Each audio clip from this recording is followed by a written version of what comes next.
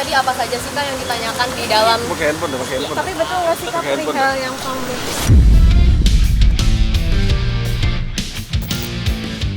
Jadi saya itu punya kakek mendiang almarhum Ahmad Fahmi.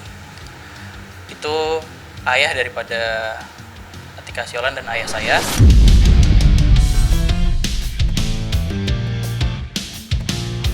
Baik itu pelaporan di Polres Jakarta Timur.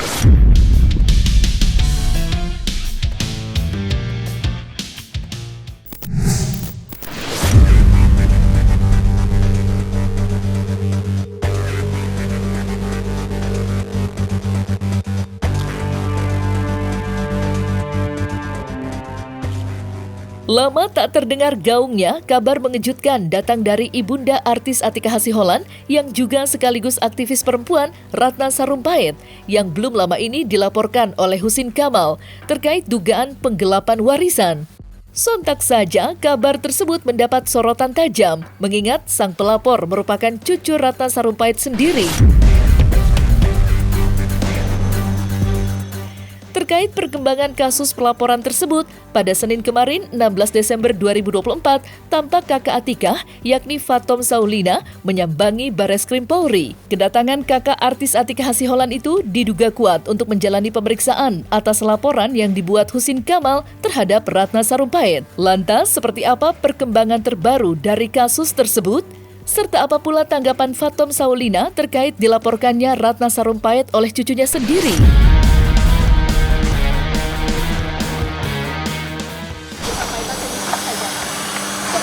Agenda hari ini. Izin sedikit aja Kak mungkin. Nggak ada komentar. Atau ingin meluruskan apa Kak? Nggak ada masalah. Mungkin pemanggilan Kakak hari ini sebagai apa Kak datang ke Bareskrim Polri? Makasih. Tapi ini sampai semua anggota keluarga Jadi jalan keluar kemana ya? lewat sebelah sana. Sebelah sini ya? Jadi sama yang tadi ya? Mungkin mengambil dari perihal. Kan ini kami lagi Pak. Dan ternyata sudah lama gitu. Tidak ada komentar sedikit. Mungkin kenapa dipanggil untuk hari ini? Di mana Pak?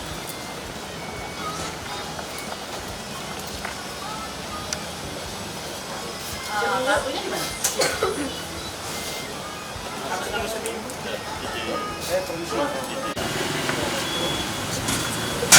Mungkin tadi apa saja sih Kak yang ditanyakan di dalam? Pakai handphone.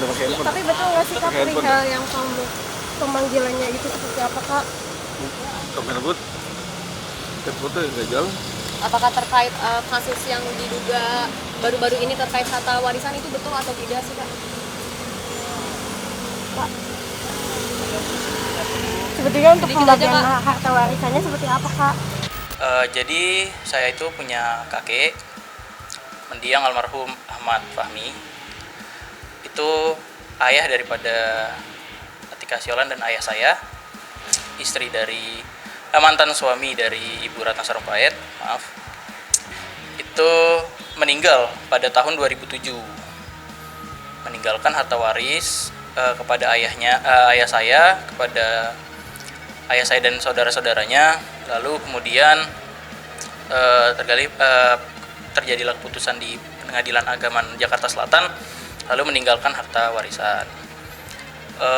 Pada tahun 2007 itu almarhum kakek saya itu meninggal. 2008 Ibu RS selaku nenek kandung saya itu mengajukan pengampuan atas ayah saya. Jadi ayah saya ini begitu kakek saya meninggal lalu meninggalkan waris kepada ayah saya, itu dikuasai oleh Ibu RS selaku pengampu, karena memang sudah disahkan. Ibu RS mengajukan kepada Pengadilan Negeri Jakarta Selatan, lalu disahkan bahwasanya Ibu RS selaku pengampu dari ayah saya, karena ayah saya dalam kondisi tidak cakap hukum, seperti itu. Ini berawal dari konflik pada tahun 2012. Jadi pada tahun 2012 kami sekeluarga kecil saya itu, ibu saya dengan ayah saya itu dipisahkan oleh Ibu RS. Jadi dari tahun 2012 itu ayah saya dipisahkan oleh Ibu RS kepada ibu saya. Jadi kami hanya tinggal berempat ya. Saya punya saudara kandung, kami 3 bersaudara. Adik saya masih di bawah umur. Lalu kemudian Ibu RS mengambil ayah saya dari kami tanpa alasan yang jelas seperti itu. Lalu banyak upaya-upaya juga seperti Ibu RS ingin menceraikan ibu saya, namun ditolak oleh PAJS Pengadilan Agama Jakarta Timur karena tidak bisa seorang mertua menceraikan menantu. Lalu kemudian Ibu RS juga berupaya kembali untuk menceraikan ibu saya atas nama ayah saya, namun ditolak juga hasilnya karena ayah saya tidak cakap hukum, jadi tidak bisa membuat langkah atau keputusan hukum seperti itu. Tahun 2019, saya sebagai anak dari Muhammad Iqbal itu meminta biaya pendidikan kepada Ibu RS karena Ibu RS yang mengelola harta dari ayah saya. Namun saya hanya sekedar meminta biaya pendidikan, tapi tidak berujung baik karena kami ribut dan ujung-ujungnya saya diusir dari rumah kediaman RS dan ayah saya. Lalu hal serupa juga dirasakan oleh abang saya, kakak saya, untuk meminta biaya pendidikan lalu diusir seperti itu, diusir. Kemudian pada tahun 2021 sampai dengan saat ini 2024 kurang hampir 4 tahun kami oleh Ibu RS sebagai selaku pengampu itu diberhentikan dan tidak dinafkahi sama sekali. Yang mana seharusnya Ibu RS melakukan tugasnya selaku pengampu untuk menjalankan dan mengelola harta milik ayah saya, lalu kemudian menyalurkannya kepada kami anak-anaknya. Langkah-langkah ini langkah-langkah represif, baik itu pelaporan di Polres Jakarta Timur ataupun di Bareskrim. Sebenarnya ini upaya-upaya terakhir kita untuk membuka komunikasi terhadap pihak daripada saudari RS. Untuk perkembangan sampai dengan hari ini, baik di Polres Jakarta Timur maupun di Bareskrim masih tahap penyelidikan. Untuk di Polres Jakarta Timur itu sudah dipanggil saudari RS, tetapi kita tidak tahu bagaimana hasil keterangannya itu seperti apa. Nanti bisa dikonfirmasi langsung. Dan terkait perkara ini kita tidak menutup kemungkinan untuk kita selesaikan di luar pengadilan, karena bagaimanapun ya ini cucu ini sebagai ya istilahnya walaupun sebagai korban, tetapi tetap ya neneknya gitu. Saudari RS itu neneknya. Dan pengennya sih harapannya ya harapannya selesai tanpa ada, kita tidak ada motivasi untuk memenjarakan. Yang penting ini perkara selesai, silakan dibicarakan, hak-hak apa saja yang harus diberikan.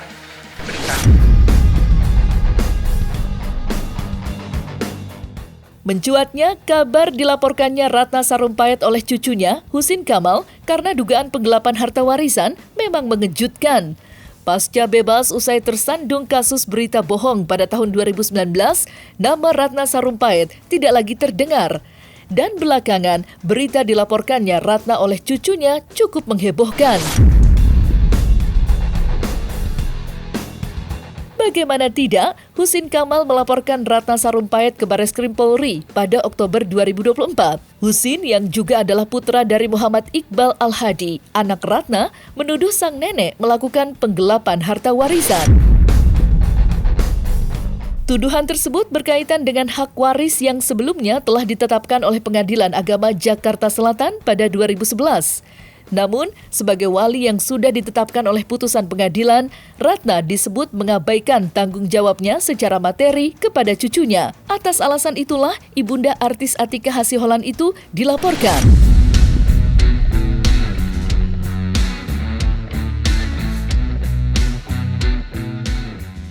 Ibu RS ini pernah saya coba komunikasikan dengan baik karena mau bagaimanapun beliau ini seorang nenek dari saya, seorang ibu dari ayah saya. Kami juga berat untuk melakukan upaya hukum, apalagi sampai seperti saat ini masuk ke dunia maya ya, seperti itu ya. Kami sebenarnya tidak ingin melakukan ini, cuman Ibu RS memang menutup diri. Kami tidak bisa komunikasi karena kami juga lost contact, kami tidak bisa menghubungi ayah saya, kami tidak bisa menghubungi Ibu RS juga selaku pengampu. Jadi kami terpaksa melayangkan langkah hukum, mengambil langkah hukum, koordinasi dengan tim hukum saya, seperti itu. Sepertinya saya memang harus melakukan langkah hukum karena kami sudah tidak tahu harus dengan cara apa lagi untuk menghubungi atau mengkomunikasikan dengan pihak ayah saya terlebih RS. Ini bukan soal cucu menuntut hak waris, karena yang kita tahu semua ayah saya itu masih hidup. Kami tidak menuntut hak waris, tapi kami menuntut hak-hak kami yang direbut oleh Ibu RS, karena Ibu RS ini kan selaku dari pengampuh dari ayah saya. Ayah saya ini diampuh oleh Ibu RS, lalu kemudian Ibu RS tidak menjalankan kewajibannya, dan kami juga hak kami ditahan oleh beliau. Kami tidak diberikan nafkah sedikit pun, sepeser pun. Lalu kami juga biaya pendidikan, untuk hanya sekedar minta biaya pendidikan saja saya diusir. Begitu juga abang saya rasakan. Jadi kami dengan sangat terpaksa kami mengambil langkah hukum seperti itu. Jadi karena Ibu RS ini selaku pengampuh dari ayah saya. Ayah saya secara hukum dinyatakan tidak cakap hukum, sesuai dengan hasil dari putusan dokter Soeharto Herjan. Itu tidak cakap hukum, makanya diampuh oleh ibunya atau nenek kandung saya, Ibu RS. Lalu pada tahun 2021 kami ini, jadi sebenarnya saya jelaskan dulu, kami ini bukan semata-mata meributkan atau mempermasalahkan hak waris. Yang saya mau tekankan di sini adalah kami ini, saya sebagai anak kandung, sebagai cucu dari Ibu RS, itu memperjuangkan hak kami yang mana tidak dijalankan oleh Ibu RS selaku pengampuh gitu. Jadi Ibu RS ini per 2021 sebagai pengampuh dari ayah saya yang tidak cakap hukum itu memutus santunan kepada keluarga kami mulai per 2021, kurang lebih hampir 4 tahun sekarang. Tidak diberikan santunan sama sekali, dan biaya pendidikan ditambah saya memperjuangkan hak adik saya, Bang, yang masih di bawah umur. Harus digarisbawahi bahwa persoalan ini bukan persoalan berebut warisan daripada Ahmad Fahmi atau kakek daripada klien saya. Jadi kasus ini didasari atas tidak diberikannya hak sebagaimana mestinya seorang anak, dimana seorang anak itu harus diberikan pembiayaan, diberikan penghidupan yang layak. Karena apa? Kenapa saudari RS yang kita laporkan?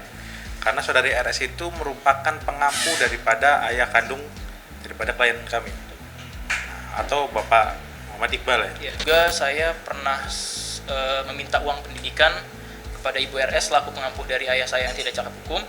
Namun saya tidak berakhir baik karena saya diusir dari rumah oleh Ibu RS. Hal tersebut juga saudara saya rasakan, berlaku di abang saya juga, di kakak kandung saya juga, yang meminta uang pendidikan namun diusir oleh Ibu Ratih. Kenapa kita melakukan ini? Karena tindakan-tindakan yang selama ini dilakukan Ibu RS itu ya berpotensi sekali untuk kasarnya untuk menyembunyikan harta-harta ini. Padahal untuk apa sih harta ini kan? Untuk kepentingan anak-anaknya juga, cucu-cucunya juga. Terus sampai melakukan perbuatan-perbuatan demikian kan sangat disayangkan gitu loh. Ya tadi ya apa sih maunya, seperti apa maunya tuh. Kalaupun memang anak-anak daripada Muhammad Iqbal ini tidak layak, tolong sampaikan di media bahwasanya anak-anak tidak layak, biar ada kepastian. Karena klien saya ini tidak hanya tidak mengejar persoalan itu, hanya mengejar kejelasan. Betul. Hak-haknya dan kejelasan nih gimana nih.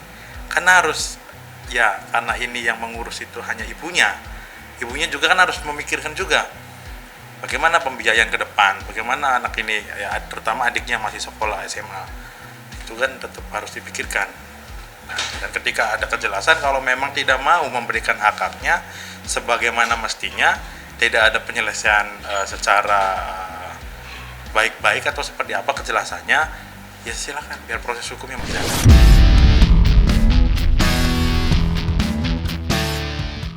Sebagai cucu, Husin Kamal mengaku berat melaporkan neneknya sendiri. Berbagai upaya sudah ditempuh Husin dan ayahnya. Namun, Ratna Sarumpait menutup pintu komunikasi. Alhasil, upaya mediasi pun gagal. Terlebih semenjak meletusnya konflik keluarga terkait harta warisan, Ratna susah dihubungi. Apalagi diajak bicara untuk menyelesaikan polemik yang sudah berkepanjangan. Merasa tuntutannya diabaikan, Husin memutuskan melaporkan neneknya itu ke Bareskrim Polri. Menyadari sang nenek dikenal luas di tengah masyarakat, Husin mengaku sudah membicarakannya dengan kuasa hukumnya. Setidaknya tahu konsekuensi yang harus ditanggung. Lantas, langkah apa yang akan ditempuh Husin usai melaporkan Ratna Sarumpait? Sejauh ini selalu ada upaya-upaya yang tidak mengenakan ketika saya meminta kejelasan. Jadi selama ini kita belum tahu pasti apa yang sudah ditetapkan, makanya kita dengan terpaksa saya membawa ke ranah hukum demi menjadi terang permasalahan ini. Dan saya tidak menutup kemungkinan untuk damai ya, karena ini kan masalah keluarga ya Mbak ya. Masalah keluarga, siapa sih yang mau, apalagi ini terlebih dengan nenek saya sendiri, permasalahan dengan ayah saya sendiri. Saya tidak bermasalah dengan ayah saya cuma meminta hak ayah saya. Dan ini semata-mata juga bukan tentang hak waris, karena ya yang kita semua tahu ayah saya kan masih hidup juga, masih alhamdulillah masih diberikan umur. Namun yang saya minta ini, yang saya tuntut ini hak kewajibannya ayah saya untuk menjalankan, yang mana ayah saya tidak mampu melakukannya, makanya ayah saya dalam kondisi terampuh oleh Ibu RS gitu. Kalau untuk kejelasan dari awal penetapan segala macam itu, memang saya dan keluarga tidak dilibatkan. Saya dan ibu saya itu tidak dilibatkan tanpa diberitahu sama sekali, dan terkesan ditutup-tutupi karena saya pernah mempertanyakan hal tersebut namun tidak dijawab dengan jelas dan pasti gitu. Jadi tidak ada jawaban pasti, dan per 2021 itu memang saya sudah tidak dinafkahi sama sekali untuk biaya pendidikan, uang bulanan untuk saya juga dan keluarga saya. Terlebih adik saya kan juga masih di bawah umur, yang kita tahu dia masih duduk di bangku sekolah, pendidikannya masih panjang, masa depannya juga masih panjang. Tapi sampai dengan saat ini tidak ada kejelasan dan belum ada itikat baik dari Bu Ratna untuk memperjelas. Ibu RS yang menghalangi karena ayah saya itu kan tidak cakap hukum, dalam artian ayah saya itu tidak bisa dijalani komunikasi karena tidak megang handphone seperti itu. Dan kalau untuk menjalin komunikasi, untuk bikin janji ketemu dengan ayah saya pun harus melalui Ibu RS. Jadi saya udah miskom dengan Bu RS, lost contact, dan udah nggak bisa dihubungi lagi. Jadi ya saya udah nggak bisa jalin juga, otomatis tidak bisa jalin hubungan lagi dengan ayah saya. Terakhir saya menjalin komunikasi dengan ayah saya, dan ini barengan dengan nenek saya juga, Ibu RS, itu terakhir di tahun 2019 akhir, di mana saya terakhir bertemu dengan ayah saya berbarengan dengan ketemu Ibu RS di Polda Metro Jaya Jakarta, yang dimana kita tahu di saat itu Ibu RS juga sedang mengalami kasus ya, menjalani kasus juga, ada kasus juga. Di situ saya terakhir menjalin komunikasi dengan ayah dan Ibu RS untuk meminta biaya pendidikan, namun saya tidak berakhir baik. Tidak ada penyelesaian yang jelas, dan malah saya ujung-ujungnya berdebat dan berantem lah seperti itu, dan diusir juga. Jadi saya sampai dengan saat ini belum ada lagi upaya untuk komunikasi dengan Ibu RS ataupun ayah saya, karena ayah saya pun saya juga tidak tahu posisinya.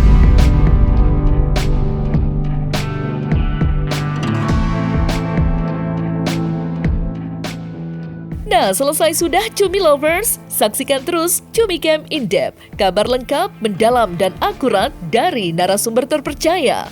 Dan jangan lupa untuk like, subscribe, dan juga share channel YouTube Cumi Cumi.